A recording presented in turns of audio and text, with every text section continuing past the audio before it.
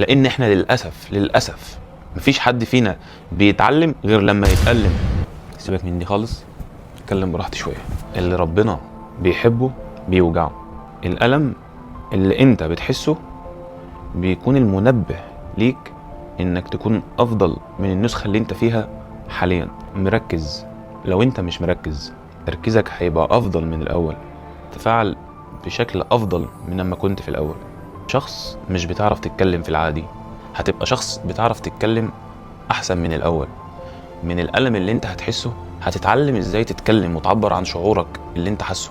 عمر الألم ما كان السبب منه انك تتكسر او تقعد وتستسلم. علشان كده الرسول عليه الصلاة والسلام قال المؤمن القوي أحب إلى الله من المؤمن الضعيف. طب مين هو المؤمن القوي؟ وفي مؤمن قوي وربنا عايز يضعفه؟ الرسالة السماوية من النبي عليه الصلاة والسلام إن هو جاي يقوينا ولا جاي يضعفنا؟ ربنا جابوا لينا رسالة عشان يقوينا ولا عشان يضعفنا؟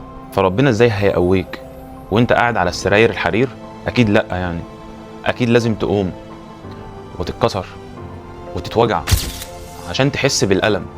إحساسك بالألم هو الشعور الداخلي اللي يخليك يا إما تفضل مكانك يا إما هتبقى مندفع عشان تنجح وتبقى النسخة الأحسن من نفسك. كل اللي انت بتحسه ده أصلا تحديات من ربنا ليك، بتجيلك على هيئة ألم، هيئة كسرة. لأن احنا للأسف مفيش حد فينا بيتعلم غير لما يتألم. مفيش حد بيقوم ويجتهد على نفسه غير لما يقع. وقوعك أقوى دافع ليك للنجاح. فما تكبرش وما تستسلمش في الألم، وما تسيبش الوجع يفضل مأثر عليك، لأن عمرك فاني، وقته هينتهي.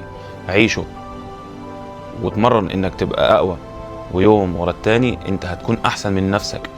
وبص على نفسك السنة اللي فاتت وبص على نفسك دلوقتي، شوف بقيت فين. مع السلامة.